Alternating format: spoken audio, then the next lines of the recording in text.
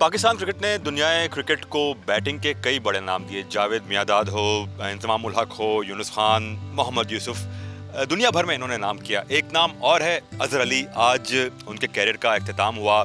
बात करते हैं अज़हर से, उनके कैरियर के बारे में। नशीब व फराज क्या रहे, कहीं तशनीगी रह गई तो वो क्या रही और सबसे बेस्ट मोमेंट क्या रहे।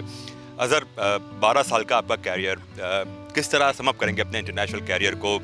जो आगाज़ रहा आपका, फिर आपने दुनिया भर में पाकिस्तान को रिप्रेजेंट किया और आज एक ग्रेसफुली आपने अपना एग्ज़िट किया टेस्ट क्रिकेट से भी। किस तरह समअप करेंगे अपने पूरे कैरियर को? देखिए, बिस्मिल्लाहिर्रहमानिर्रहीम। सबसे पहले तो देखिए, क्रिकेट में कैरियर में अप्स एंड डाउन्स चलते हैं, बहुत सारे चैलेंजेस आते हैं। तो मेरी ऑब्वियसली अगर आप पूरा कैरियर देखें तो बड़ी अच्छी परफॉर्मेंसेस और बड़ी अच्छी यादें भी हैं, और साथ में ऑब्वियसली डिसअपॉइंटमेंट साथ चलती हैं। लेकिन ये लाइफ का हिस्सा है। काफ़ी चीज़ें ऐसी रह गई जो आप चाहते हैं कि डिफरेंटली होती हैं, लेकिन दिस इज़ जो ये है ना, लाइफ इसी तरह है। लेकिन मैं अगर अपना कैरियर को देखता हूँ तो मैं जितना अल्लाह का शुक्र अदा करूँ कम है कि when I started I was a leg spin से स्टार्ट किया। उसके बाद आहिस्ता आहिस्ता करके बैटिंग की तरफ ट्रांसफॉर्म हुआ, और उसके बाद पाकिस्तान टीम में आया और फिर इतने अरसे तक खेलना। आई थिंक अगर मैं उस बचपन में वापस जाऊं और उस जवानी में कि जब मैं कोशिश कर रहा था पाकिस्तान को खेलने के लिए, तो I will take this career any day. तो अल्हम्दुलिल्लाह जितना अल्लाह का शुक्र अदा करूं कम है। इसमें बड़ी सारी यादें भी हैं, बड़ी अच्छी अच्छी परफॉर्मेंसेस भी हैं, और टीम की ऐसी परफॉर्मेंसेस भी हैं जिसमें मैं मतलब कि चैंपियंस ट्रॉफी होगी, उसके अलावा टेस्ट टीम नंबर 1 बनना, उसके अलावा कैसी ऐसी सीरीज़ें हैं जो हमने जीती हैं और उसको हमने बड़ा चेरिश किया। सर, ये चीज़ मैं पूछना चाह रहा था आपसे कि आपका स्टार्ट जो था, आपने अपने क्रिकेट खेलने का जो शुरुआत की थी वो एज लेग स्पिनर की थी, और आप एंड हुआ तो एक मस्तनद बैट्समैन थे। तो ये ट्रांसफॉर्मेशन कैसे हुई और कब आपने सोचा कि यार लेग स्पिन के बजाय बैटिंग पर मैं ज़्यादा काम करूँ? नहीं, आई थिंक 2006 का सीज़न था जिसमें प्योरली एज ए बैट्समैन खेला मैं। और केरल में जब वसीम भाई कैप्टन थे, उन्होंने फ़र्स्ट टाइम मुझे एज ए बैट्समैन खिलाया। फिर अली भाई ने अली नकवी भी थे वहाँ पे, उन्होंने बड़ा कहा था कि ये बैटिंग अच्छी करता है। तो आई थिंक कि वहाँ से मुझे जब अपॉर्चुनिटी मिली और थोड़े से रन्स मैंने बनाए, तो फिर आहिस्ता आहिस्ता मुझे बिलीव हुआ कि मैं एज ए बैट्समैन जो है फर्स्ट क्लास क्रिकेट खेल सकता हूँ। तो पहले तो आपका यही स्टेप होता है कि आप फर्स्ट क्लास टीम में जगह बनाए। वो जगह बनी आहिस्ता आहिस्ता, फिर उधर परफॉर्मेंस शुरू हुई, फिर आहिस्ता आहिस्ता रिकग्निशन मिली। तो आई थिंक कि आसान नहीं था, लेकिन 2-3 साल लगे लोगों को यकीन दिलाने में कि मैं बैटिंग में परफॉर्म करके आगे बढ़ सकता हूँ। और फाइनली 2010 में फिर मेरा डेब्यू हुआ। लेकिन ये है कि मेरा कैरियर थ्रू आउट, चाहे मैं फ़र्स्ट क्लास हूँ या खेला हूँ या टेस्ट कैरियर, तो हर दफ़ा मुझे प्रूव करना है क्योंकि एक स्ट्रगलिंग कैरियर रहा है जब स्टार्ट से ही। तो ये शायद मेरी फेवर में भी गया कि मैं हमेशा अपने आप को इम्प्रूव करने की कोशिश करता था। और अल्हम्दुलिल्लाह आज देखें तो 97 test matches is huge achievement for मी।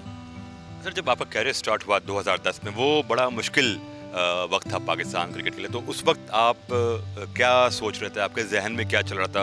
और ऐसे वक्त में आपने पाकिस्तान टीम को रिप्रेजेंट किया और लेके चले हैं उस एरा के जो प्लेयर्स जो आए थे, जो टीम को लेकर चले थे। जब आज पीछे मुड़ के देखते तो क्या यादें उस पूरे दौर की? नहीं, बिल्कुल बड़ा मुश्किल वक्त था, क्योंकि जब टीम में एंटर हुए ऑब्वियसली अपना प्रेशर होता है, अपने इमोशंस भी होते हैं, और वो थोड़ा सा जो होता है कि नर्वसनेस होती है। फिर आप वो सीरीज़ गुजारें और सडनली सीरीज़ के आखिर में आपका 2010 का जो भी इंग्लैंड में सारे हुआ, उसके अलावा उसके बाद फिर जो होम में क्रिकेट हो नहीं रही थी पाकिस्तान में, हमें बाहर जाके खेलनी पड़ती थी। तो वो बहुत चैलेंजेस थे, तो वो फेस किए। लेकिन अल्हम्दुलिल्लाह उस टाइम पे आई थिंक मिसबा भाई ने जब लीडरशिप संभाली, तो हमें एक ही टारगेट मिला था कि हमने अपने फैंस को दोबारा जो है वो अट्रैक्ट करना है, दोबारा से हमने यकीन दिलाना है, उनका भरोसा दोबारा से गेन करना है। तो बस सारी कोशिश उसमें रखी रही है, बड़ी सेक्रीफाइस भी किए, बड़े हमने कर्फ्यू भी काटे, जिसमें हमें टफ़ कर्फ्यूज़ लग जाते थे कि इस टाइम से ज़्यादा बाहर नहीं रहना आपने। फिर काफ़ी ऐसी चीज़ें हमें करनी पड़ी जो नॉर्मली कोई भी टीम और नहीं करती थी। तो हमें थोड़ा सा अजीब सा फील होता था कि यार बाकी टीमें तो ये सारी चीज़ें करती हैं, हम जो है वो जो है हमें सारी पाबंदी हैं। तो 2-3 साल का टाइम पीरियड था, वो बहुत टफ़ था। लेकिन उसके अंदर एक चीज़ थी, हमारी यूनिटी बहुत ज़्यादा हो गई। फिर एज ए टीम हम बहुत ज़बरदस्त एज ए यूनिट खेलना शुरू हो गए। हमने बहुत सारी फतवाहत ऐसी हासिल की, और फिर अब आहिस्ता आहिस्ता टीम बिल्ड होती गई, और इस तरह हमारे कैरियर भी आहिस्ता आहिस्ता एक्सेल करते रहे। हम में भी कॉन्फिडेंस आता रहा एज ए यंगस्टर। सर, 72 के लगभग टेस्ट मैचेस आपने अवे वेन्यू पे खेले या न्यूट्रल वेन्यू पे खेले, एक मौके पे शायद लग रहा होगा आपको भी कि बहुत मुश्किल होगा पाकिस्तान में अपने होम ग्राउंड पे टेस्ट मैच खेलना, बट 73वां टेस्ट आपका होम ग्राउंड पर हुआ।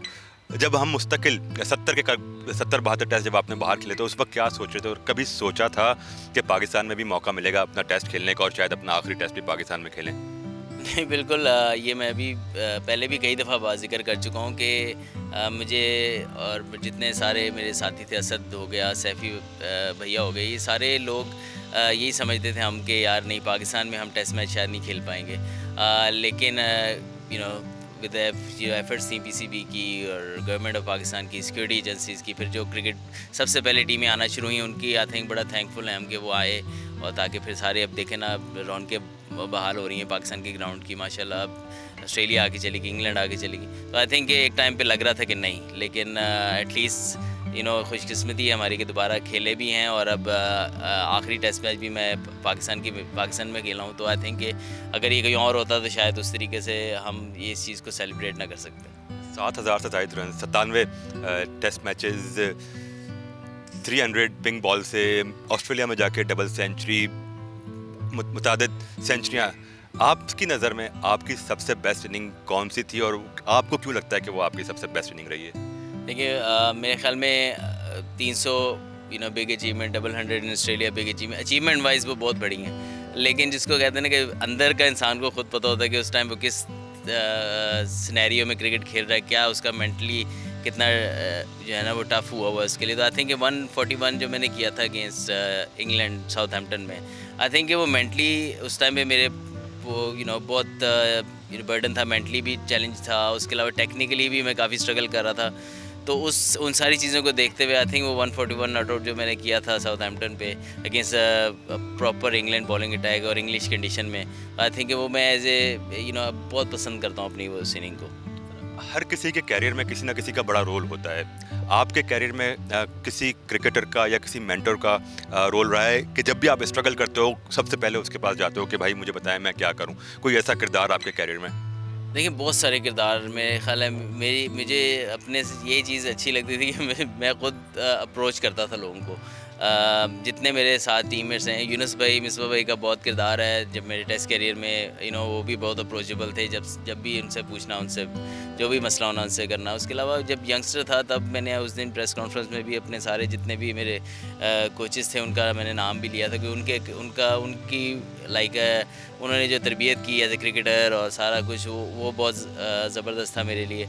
उसके अलावा फ़र्स्ट क्लास लेवल पे मेरे जितने दोस्त मैंने बनाए, मैंने कोशिश की ऐसे बनाए जो मेरे राउंड रहें और मुझे गाइड करें, ना सिर्फ कि मुझे ये बताएं कि तुम बहुत अच्छा खेल रहे हो, तुम जहाँ मैं गलती करूँ वहाँ मुझे बताएं। तो आई थिंक कि मेरा हमेशा ये रहा है कि मेरे राउंड वो लोग रहें जो मुझे जहाँ मैं गलत हूँ वहाँ पर मेरे पे तनकीद भी कर सकें। सर, 5वें हाईएस्ट रन गेटर हैं आप पाकिस्तान टेस्ट में। जावेद भाई हो, यूनुस, इंजी, यूसुफ, उनके बाद आपका नंबर आता है। आपको लगता है कि इन तमाम चीज़ों के बावजूद आपको वो पजीराई नहीं मिली जिसके आप हकदार थे, वो अप्रिसिएशन नहीं मिली, वो डिस्कशन आपके नाम की इतनी ना हो सकी जितने दीगर के नाम की? आपको कहीं ये फील होता है कि अंडररेटेड सा आपको रखा गया आपके कैरियर में?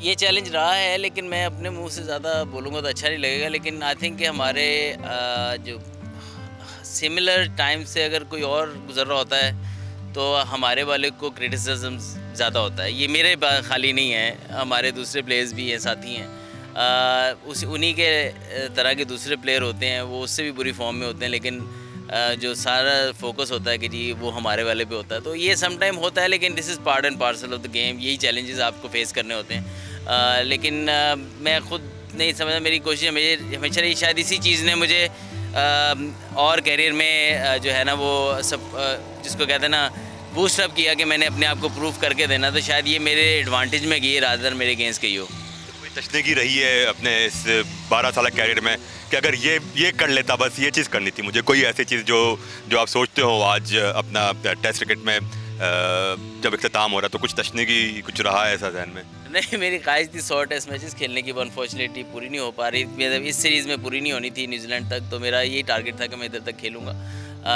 तो वो पूरी नहीं हुई।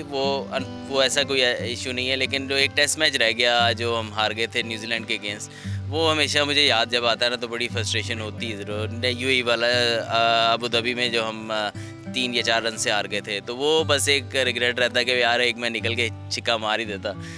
लेकिन वो अनफॉर्चुनेटली उस टाइम मैंने डिफरेंटली डिसाइड किया, बस उसका थोड़ा सा रिग्रेट है। लेकिन that's also part of the game. Sometime इस तरह की सिचुएशन में वो वाहिद मौका था मेरे पर, ऐसी सिचुएशन फर्स्ट टाइम ही आई थी, तो मेरा था कि वो मैं फिनिश करता तो मैं मुझे अच्छा लगता।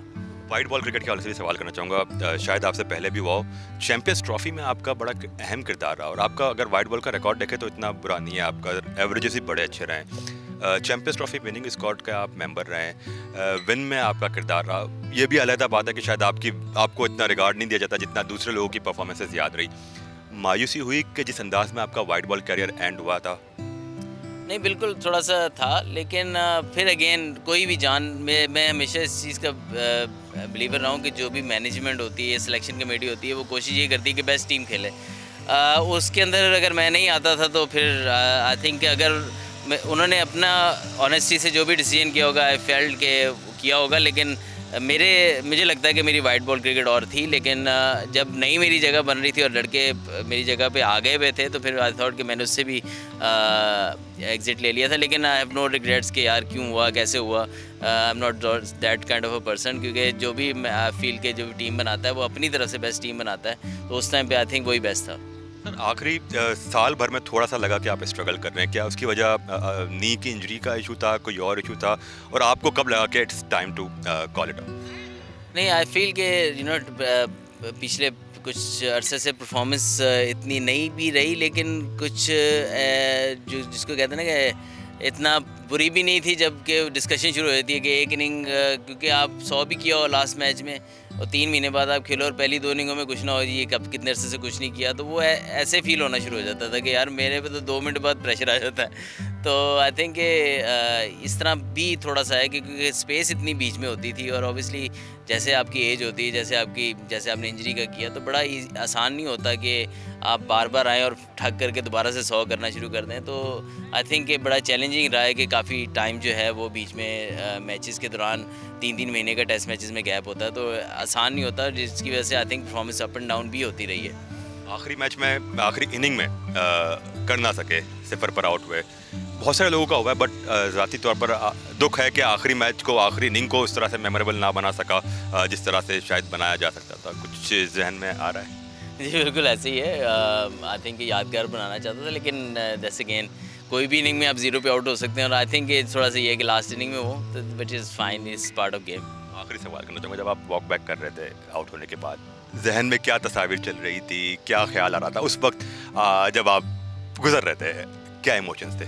नहीं, obviously last time you walk of, जो 12 साल से आप क्रिकेट खेल रहे हो, दोबारा क्रिकेट ग्राउंड को दिए हो आपने, और फिर आप लास्ट टाइम वॉक ऑफ कर रहे हो एज ए बैट्समैन, तो फीलिंग तो ऑब्वियसली इमोशनल होती है। लेकिन दैट्स काफ़ी इमोशन थ्रू आउट ये वीक में रहे, लेकिन ये है कि एक दिन आना था, और उसको आई थिंक कि मैं शुक्रगुजार हूँ अपनी टीममेट्स का, पाकिस्तान क्रिकेट बोर्ड का, कि जिस तरीके से उन्होंने ऑनर किया, और इंग्लिश क्रिकेट टीम का भी जिस तरीके से उन्होंने सेंड ऑफ दिया, तो I think it's a mix feeling. चलते चलते आखिरी, पोस्ट रिटायरमेंट क्या हम आपको दोबारा क्रिकेट से जुड़ा देखेंगे? कोचिंग रोल में, कमेंटेटर रोल में, एक्सपर्ट के रोल में कुछ जहन बनाए, क्या करना है? नहीं, ऑब्वियसली क्रिकेट से ही जुड़े रहेंगे, हमें क्रिकेट ही आती है, और देखेंगे जो बेस्ट, अभी मैं काउंटी खेलने जाऊंगा, उसके बाद देखेंगे क्या फील्ड मेरे लिए बेस्ट है, उसको फिर कोशिश करेंगे कि उसको परस्यू करें इंशाल्लाह। बहुत बहुत शुक्रिया अज़हर आपके वक्त का, और ऑल द बेस्ट कहेंगे आपके आगे के कैरियर में और फ्यूचर में, और कामयाबी हासिल करें। ये थे पाकिस्तान के साबिक कप्तान अज़हर अली, जो दिल खोलकर अपने कैरियर के बारे में बात कर रहे थे और बता रहे थे कि 12 साल में क्या नशीब व फराज उन्होंने देखे।